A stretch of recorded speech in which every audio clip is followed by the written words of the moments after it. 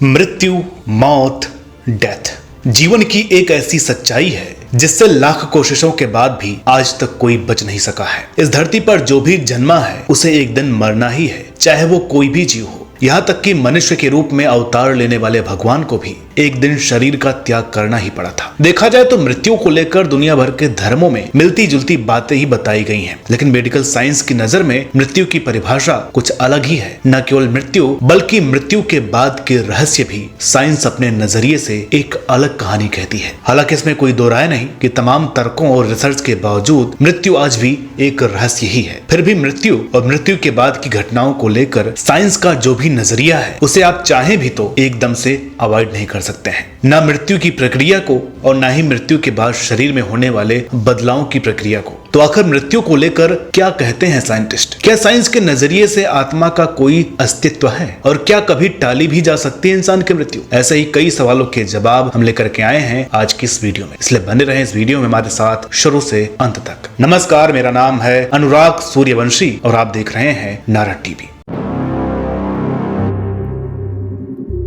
आत्मा अनंत, अजर और अमर है, ये कभी नहीं मरती। वेद पुराण हो या दूसरे धार्मिक ग्रंथ, ज्यादातर में एक बात कॉमन है कि शरीर से निकलने के बाद आत्मा कुछ समय तक विश्राम की स्थिति में होती है और फिर नए जन्म को धारण करती है। दुनिया के तमाम देशों में भी कुछ ऐसी ही मान्यताएं प्रचलित हैं। हालांकि कुछ धर्म ये भी कहते हैं कि आत्मा दोबारा जन्म नहीं लेती बल्कि वह परमात्मा में विलीन हो जाती है। वहीं योगियों का कहना है कि मृत्यु के बाद मृतात्मा स्थूल शरीर से सूक्ष्म शरीर के तौर पर अलग हो जाती है। सूक्ष्म शरीर ठीक स्थूल शरीर की ही बनावट का होता है, लेकिन ये अणुओं से मिलकर के बना होता है। साथ ही किसी भी भौतिक क्रियाकलाप में शामिल नहीं हो सकता है, यानी किसी तरह की फिजिकल एक्टिविटी नहीं कर सकता है। कहा जाता है कि मृत्यु के दौरान मरने वाले व्यक्ति को ऐसा महसूस होता है कि उसका शरीर इतना ज्यादा हल्का हो गया है कि वो हवा में पंछियों की तरह उड़ सकता है और कहीं भी आ जा सकता है। मान्यता है कि स्थूल शरीर छोड़ने के बाद वो अपने मृत शरीर के आसपास ही मंडराता रहता है। प्राचीन बेबीलोन और मिस्र में मृत्यु के बाद शव को एक खास लेप लगाकर उसे ताबूत में रखकर दफनाया जाता था, क्योंकि उनका मानना था कि एक समय बाद आत्मा अपने पुराने शरीर में वापस लौट आएगी और मृत व्यक्ति फिर से जी उठेगा। दुनिया भर की तमाम ऐसी मान्यताओं के बावजूद मृत्यु और आत्मा के अस्तित्व को लेकर धर्म और विज्ञान के बीच हमेशा से एक मतभेद रहा है। कुछ साइंटिस्ट आत्मा के किसी भी तरह के अस्तित्व से इनकार करते हैं, तो कुछ का कहना है कि आत्मा का अस्तित्व तभी तक है जब तक यह इंसान के शरीर में है, यानी जब शरीर मरता है तो आत्मा का भी अंत हो जाता है। हालांकि कई तर्कों और रिसर्च के बाद भी मृत्यु से जुड़े कई ऐसे रहस्य और सवाल हैं जिनके जवाब विज्ञान के पास भी नहीं है। तो मृत्यु क्या है? मेडिकल साइंस का कहना है कि जिस तरह दुनिया की तमाम जड़ और चेतन वस्तुएं समय के साथ विलुप्त या नष्ट हो जाती हैं, उसी तरह इंसानों का शरीर भी एक दिन मृत हो जाता है। साइंस के मुताबिक 30 साल के बाद हर 10 साल पर हड्डियों की डेंसिटी 1% कम हो जाती है, जबकि 35 साल के बाद शारीरिक विघटन के चलते मांसपेशियां घटने लगती हैं। यहाँ तक कि 80 की उम्र तक आते आते 40% मांसपेशियां खत्म हो जाती हैं और इंसान की ताकत काफी कम हो जाती है। यानी बचपन से लेकर जवानी तक तो इंसान की बॉडी सेल्स का ग्रोथ होता रहता है, लेकिन उम्र बढ़ने के साथ यह कम होता चला जाता है और एक समय यह पूरी तरह से बंद हो जाता है। धीरे धीरे सेल्स का डीएनए नष्ट हो जाता है और मृत्यु से ठीक पहले कमजोर अंग एक एक करके काम करना बंद कर देते हैं। इसका प्रभाव श्वास प्रक्रिया पर पड़ने लगता है, जिसके बंद होते ही इंसान का हार्ट पंप करना बंद कर देता है। अगले 5 मिनट में शरीर में ऑक्सीजन की आपूर्ति पूरी तरह बंद हो जाती है और भीतर के सेल्स डेड होने लगते हैं। इस स्थिति को पॉइंट ऑफ नो रिटर्न कहते हैं। हालांकि मेडिकल साइंस भी इस पॉइंट ऑफ नो रिटर्न को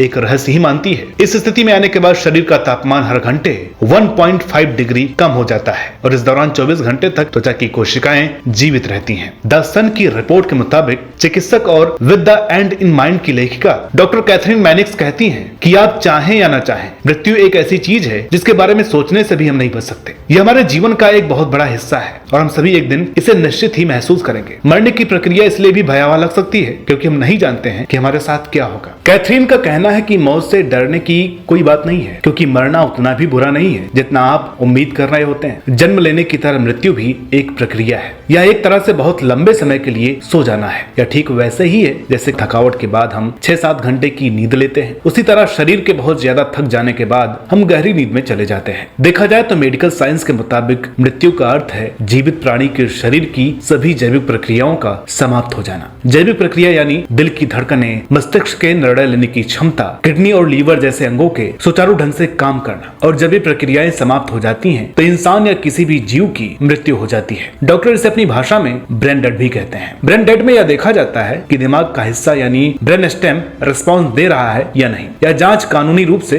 मृत्यु की घोषणा करने से पहले की जाती है। हल्के ब्रेन डेड और हार्ट फेल को मृत्यु से जोड़े जाने पर भी मेडिकल साइंस में काफी मतभेद है। किसी व्यक्ति की मौत की पुष्टि होने के बाद भी शरीर में कई तरह के बदलाव होते हैं, लेकिन उन बदलावों के बारे में जानने से पहले यह जान लेते हैं साइंटिस्ट के मुताबिक मृत्यु के 5 चरण कौन से हैं। आपने अक्सर यह सुना होगा कि कोई व्यक्ति मरने के कुछ ही देर बाद वापस जीवित हो जाता है। न केवल वह जीवित हुआ बल्कि इस बीच उसके साथ क्या क्या हुआ उसे ये सब याद होता है, जैसे कि उसने कोई सपना देखा। ऐसा ही कुछ हुआ अमेरिका में रहने वाली एक महिला के साथ, जो कि वेंटिलेटर पर अपनी आखिरी सांस ले रही थी। इस महिला की आंखों की रोशनी बहुत कमजोर थी। बावजूद इसके उसने महसूस किया कि अपने पीछे रखी मशीन पर लिखे नंबर्स को देख पा रही है। यही नहीं, उसने खुद को ऊपर की ओर उड़ता हुआ देखा। कुछ देर बाद उसकी आत्मा ने फिर से शरीर में प्रवेश किया। डॉक्टर्स के अनुसार वह किसी भी क्षण मर सकती थी, लेकिन मृत्यु के समीप पहुंचकर वापस आ गई। इसे मेडिकल साइंस की भाषा में आउट ऑफ बॉडी एक्सपीरियंस कहा जाता है। वैज्ञानिकों के अनुसार व्यक्ति जिस वातावरण में पला बढ़ा है उसे मृत्यु के बाद या मृत्यु से पहले वैसा ही कुछ एहसास होता है। इसमें उसका धर्म और धार्मिक मान्यताएं तक शामिल होती हैं। इसे आप कुछ ऐसे समझ सकते हैं कि जब कोई मैच्योर पर्सन अपने नियर डेथ एक्सपीरियंस का अनुभव करता है तो इस अनुभव में मृत्यु का डर, उसका सामाजिक और धार्मिक माहौल बहुत मायने रखता है। लेकिन वहीं जब कोई छोटा बच्चा इन अनुभवों से गुजरता है तो उसे ऐसा कुछ महसूस नहीं होता है, क्योंकि उसे ना तो मौत का अर्थ पता होता है और ना ही उसे किसी धर्म से कोई गहरा जुड़ा होता है। वैज्ञानिकों का कहना है कि 5 से 7 साल तक के बच्चे मृत्यु को नहीं समझते और ना ही उन्हें पूर्व जन्म की अवधारणा से कुछ लेना देना होता है, इसलिए उनके भीतर किसी प्रकार का भय नहीं होता। हिंदू धर्म से जुड़े ऐसे लोग जिन्होंने मौत को बहुत नजदीक से देखा है, उनके अनुभवों से भी इसे आसानी से समझा जा सकता है। ऐसे लोग जो मरकर वापस जीवित हुए, उनमें से कुछ का कहना है कि वह एक भैंसे के ऊपर बैठकर अपनी अंतिम यात्रा कर रहे थे। वही बौद्ध धर्म से जुड़े लोग जिन्होंने अपने मौत को एक्सपीरियंस किया है, उनके मुताबिक उन्होंने काले पहाड़ों, गहरे समुद्र और आसपास रंगीन फूलों की यात्रा की। उन्होंने इस दौरान महात्मा बुद्ध को अपने साथ देखा। वही हिंदू धर्म के लोगों ने भी कुछ ऐसी ही यात्रा के बारे में बताया, लेकिन उन्होंने बुद्ध के बजाय भगवान कृष्ण या अन्य हिंदू भगवान को अपने साथ पाया। इन सब अनुभवों से एक बात तो साफ हो जाती है कि इंसान की धार्मिक आस्था और विश्वास जीते जी जैसे होती है, मरने के बाद उसे वैसा ही महसूस होता है। एक्सीडेंट एंड इमरजेंसी स्पेशलिस्ट रह चुके डॉक्टर थॉमस फ्लाइसमैन ने अपनी आंखों के सामने 2000 से ज्यादा लोगों को दम तोड़ते हुए देखा है। उन्होंने अपनी प्रैक्टिस के दौरान करीब 35 सालों तक ऐसे लोगों पर रिसर्च किया और ऐसे लोगों से बातें भी की जो मरते मरते बचे हैं। इन्हीं बातों और अपने अनुभवों के आधार पर उन्होंने मौत के 5 चरणों के बारे में बताया है। पहला चरण, डॉक्टर थॉमस के अनुसार मौत के पहले चरण में इंसान को कुछ सुनाई नहीं देता है। वह एकदम शांति महसूस करने लगता है। उसका सारा डर, सारी टेंशन, सारी तकलीफ खत्म सी होने लगती है, या फिर यूं भी कह सकते हैं कि उसे इन चीजों का एहसास तक होना बंद हो जाता है। दूसरा चरण, डॉक्टर थॉमस के अनुसार मौत के दूसरे चरण में इंसान को उसका शरीर हल्का महसूस होने लगता है। उसे ऐसा महसूस होता है जैसे वह हवा में उड़ रहा हो। तीसरा चरण, डॉक्टर थॉमस ने जिन लोगों से बात की उनमें से 98% लोगों ने ऐसा बताया कि उन्हें आराम महसूस हो रहा था, जबकि बाकी के 2% लोगों का कहना था कि उन्हें डरावने जीव जंतु दिखाई दे रहे थे, खौफनाक आवाजें सुनाई दे रही थी और साथ ही साथ खराब गंध भी आ रही थी। चौथा चरण, मौत के इस चरण में इंसान को अचानक एक रोशनी दिखाई देती है। वह बहुत ही तेज, गर्म और अपनी तरफ खींचने वाली रोशनी को देखता है जो धीरे धीरे अंधकार में बदल जाती है। पांचवा चरण, इस चरण में इंसान मर चुका होता है। वह इस दुनिया से विदा ले चुका होता है। उसके देह से आत्मा जा चुकी होती है। डॉक्टर थॉमस से बात करने वाले 10% लोग ऐसे भी थे जो मौत के मुंह से वापस आए हैं। थॉमस के मुताबिक उन्होंने बताया कि उन्हें मौत के उस पार एक सुंदर सी दुनिया दिखी जो बहुत प्यारी महसूस हो रही थी।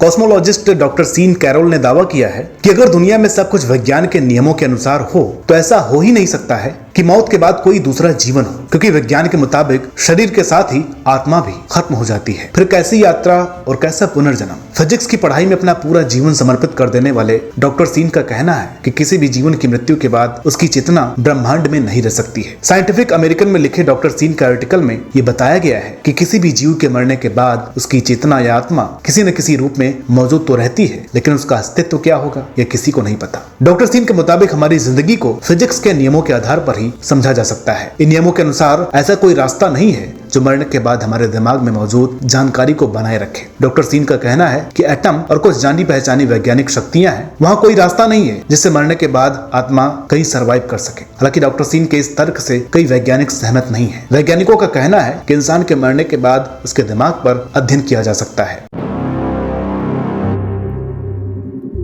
तो क्या होता है मृत्यु के बाद? मृत्यु के 1 घंटे के अंदर होने वाला बदलाव। मेडिकल साइंस के मुताबिक मृत्यु के बाद शरीर की सभी मसल्स रिलैक्स हो जाती हैं, जिसे मेडिकल की भाषा में प्राइमरी फ्लेक्सिबिलिटी कहा जाता है। इसमें पलकें अपने तनाव खो देती हैं, पुतलियां सिकुड़ जाती हैं, जबड़ा खुल जाता है और शरीर के जोड़ और अंग लचीले हो जाते हैं। मांसपेशियों में तनाव के नुकसान से त्वचा ढीली हो जाती है। वहीं हृदय रुकने से कुछ मिनटों के भीतर पेलोर मोर्टिस नाम की प्रक्रिया शुरू हो जाती है, जिससे शरीर गुलाबी पड़ने लगता है। शरीर का सामान्य तापमान 37 डिग्री सेल्सियस और 98.6 फ़ारेनहाइट होता है, जो मृत्यु के बाद धीरे धीरे गिरने लगता है और गिरते गिरते आसपास के वातावरण के तापमान तक पहुंच जाता है। मेडिकल साइंस की लैंग्वेज में इसे एल्गार मोर्टिस या डेथ चिल के रूप में जाना जाता है। तापमान पहले घंटे में 3 से 2 डिग्री सेल्सियस और उसके बाद हर घंटे में 1 डिग्री गिरता रहता है। इस दौरान अक्सर मांसपेशियों के रिलैक्स होने के कारण मृत शरीर से मलमूत्र निकल सकता है। 2 से 6 घंटे के बीच होने वाला बदलाव। मृत्यु के बाद जब दिल काम करना बंद कर देता है और ब्लड को पंप करना बंद कर देता है, इसके बाद भारी लाल रक्त कोशिकाएं गुरुत्वाकर्षण की क्रिया से सीरम के माध्यम से डूब जाती हैं। इस प्रक्रिया को लीबर मोर्टिस कहा जाता है, जो 20-30 मिनट के बाद शुरू हो जाता है। वहीं मृत्यु के 2 घंटे बाद तक त्वचा के रंगों में बदलाव देखा जा सकता है। मृत्यु के बाद तीसरे घंटे से शरीर की कोशिकाओं के भीतर होने वाले रासायनिक परिवर्तन से सभी मांसपेशियां कठोर होने लगती हैं, जिसे रिगर मोर्टिस कहते हैं। इसे मृत्यु का तीसरा चरण कहा जाता है। इससे शव के हाथ पैर अकड़ने लगते हैं। सबसे पहले प्रभावित होने वाली मांसपेशियों में पलकें, जबड़े और गर्दन शामिल हैं। इसके बाद चेहरे, छाती, पेट, हाथों और फिर पैरों पर असर होता है। रिगर मोर्टिस क्रिया के कारण शरीर की लगभग सभी मांसपेशियां 12 घंटे के अंदर कठोर हो जाती हैं। इस बिंदु पर मृतक के अंगों को हिलाना डुलाना मुश्किल हो जाता है। इस स्थिति में घुटने और कोहनी थोड़े लचीले हो सकते हैं। वही हाथ व पैर की उंगलियां असामान्य रूप से टेढ़ी हो सकती हैं। सेल्स और भीतरी टिश्यू के भीतर निरंतर रासायनिक परिवर्तनों के कारण मांसपेशियां पूरी तरह से ढीली हो जाती हैं। इस प्रक्रिया को सेकेंडरी फ्लैसिडिटी के रूप में जाना जाता है। इस बिंदु पर शरीर की त्वचा सिकुड़ने लगती है और भ्रम पैदा होता है कि बाल और नाखून बढ़ रहे हैं। इस स्थिति में सबसे पहले पैर की उंगलियां प्रभावित होनी शुरू होती हैं। 48 घंटे के भीतर चेहरे तक का हिस्सा प्रभावित होता है। इसके बाद शरीर गलने लगता है। एनवाई लेगॉन मेडिकल सेंटर के रिसर्चर डॉक्टर सैम पार्निया ने अपने रिसर्च के दौरान पाया कि मौत के बाद भी इंसान की चेतना बनी रहती है। बिग थिंक की एक रिपोर्ट के मुताबिक डॉक्टर पार्निया का कहना है कि मस्तिष्क का विचार करने वाले हिस्से सेरेब्रल कॉर्टेक्स में मस्तिष्कीय तरंगे बनी रहती हैं और क्लिनिकल डेथ के करीब 20 सेकंड तक यह चेतना जीवित रहती है। हालांकि साइंस को अब तक ऐसा प्रमाण नहीं मिला है जिससे साबित हो कि मृत्यु के बाद भी किसी तरह की जिंदगी होती है। हालांकि रिसर्च में यह जरूर पाया गया है कि मौत के बाद भी इंसान के जीन्स जीवित रहते हैं। रॉयल सोसाइटी की ओपन बायोलॉजी में प्रकाशित हुए एक अध्ययन के मुताबिक चूहों और मछली पर किए गए प्रयोगों में यह पाया गया कि मौत के बाद 1000 से ज्यादा जीन्स ऐसे थे जो ज्यादा एक्टिव हो गए। कुछ मामलों में तो यह भी देखा गया कि ऐसे जीन्स मौत के 4 दिन बाद तक भी एक्टिव रहे। दरअसल वाशिंगटन यूनिवर्सिटी के प्रोफेसर और अध्ययनकर्ता पीटर नोबेल ने न्यूज वीक में यह चौंकाने वाला बयान दिया था कि मौत के 24 घंटे बाद लिए गए सैंपल के अध्ययन में दिखता है कि जीन्स बढ़ रहे हैं। हालांकि जीन्स के जीवित रहने की भी एक सीमा है जो बाद में नष्ट हो जाते हैं, लेकिन एक चीज है जो हमेशा एक्टिव रहती है और वह है आपकी ऊर्जा। थर्मोडायनामिक्स के पहले नियम के मुताबिक ऊर्जा कभी नष्ट नहीं होती है, यह केवल रूपांतरित होती है। फिजिक्स के स्पेशलिस्ट आरोन फ्रीमैन ने इसकी व्याख्या कुछ इस तरह की है। अपनी दुखी माँ को थर्मोडायनामिक्स का पहला नियम याद दिलाने के लिए आपको सच में किसी फिजिसिस्ट की जरूरत नहीं है। आपकी पूरी ऊर्जा, हर तरंग, हर ऊष्मा, आपके हर कण की हर हरकत इसी दुनिया में रहती है, रहेगी, यही होगा। तो क्या भविष्य में मौत टाली जा सकती है? हर किसी के मन में यह बात कभी न कभी अक्सर आती ही रहती है कि काश इंसान कभी मरता ही नहीं। हो सकता है कि इन फ्यूचर ये संभव हो जाए, यह ना भी हो, लेकिन कुछ वैज्ञानिकों ने एक ऐसा रिसर्च भी किया है जिससे मौत के तंत्रिका विज्ञान के बारे में दिलचस्प जानकारियां मिली हैं। यह रिसर्च बर्लिन की चैनेट यूनिवर्सिटी और ओहायो की सिंसिनाटी यूनिवर्सिटी के वैज्ञानिकों ने जेम्स ट्रेयर की अगुवाई में किया है। वैज्ञानिकों ने कुछ मरीजों के तंत्रिका तंत्र की बारीक निगरानी की, जिसके लिए उन्होंने उनके परिजनों से बाकायदा परमिशन ली। ये लोग थे जो या तो भीषण सड़क हादसों में घायल हुए थे या स्ट्रोक और कार्डियक अरेस्ट का शिकार हुए थे। वैज्ञानिकों ने पाया कि पशु और मनुष्य दोनों के दिमाग मौत के वक्त एक ही तरीके से काम करते हैं। साथ ही एक ऐसा वक्त भी आता है जब दिमाग के कामकाज की आभासी रूप से बहाली हो सकती है, जो कि वैज्ञानिकों के लिए एक चौंकाने वाला एक्सपीरियंस था। वैज्ञानिकों की टीम इंसानों के संबंध में इस प्रक्रिया को और गहराई से समझना चाहती थी, इसलिए उन्होंने कुछ मरीजों के दिमाग की न्यूरोलॉजिकल गतिविधियों की निगरानी की। इस दौरान डॉक्टर्स की ओर से निर्देश दिए गए थे कि मरीजों को इलेक्ट्रोड स्ट्रिप आदि के इस्तेमाल से बेहोशी से वापस लाने की कोशिश न की जाए। इस प्रक्रिया में वैज्ञानिकों ने पाया कि 9 में से 8 मरीजों के दिमाग के सेल्स अपनी मृत्यु को टालने की कोशिश कर रहे थे। उन्होंने पाया कि दिल की धड़कनें रुकने के बाद भी दिमाग के सेल्स और न्यूरॉन काम कर रहे थे। न्यूरॉन के काम करने की प्रक्रिया यह होती है कि वे आवेशित आयंस से खुद को भर लेते हैं और अपने वातावरण के बीच विद्युत असंतुलन बनाते हैं। इससे वे छोटे झटके यानी शॉक पैदा करने में सक्षम हो जाते हैं। वैज्ञानिकों के मुताबिक यह विद्युत असंतुलन बनाए रखना एक लगातार किया जाने वाला प्रयास है। इसके लिए सेल्स बहते हुए ब्लड का इस्तेमाल करते हैं और उससे ऑक्सीजन व रासायनिक ऊर्जा लेते हैं। वैज्ञानिकों के मुताबिक जब शरीर मर जाता है और दिमाग में ब्लड का प्रवाह बंद हो जाता है तो ऑक्सीजन से वंचित न्यूरॉन उन छोड़ दिए गए संसाधनों को जमा करने की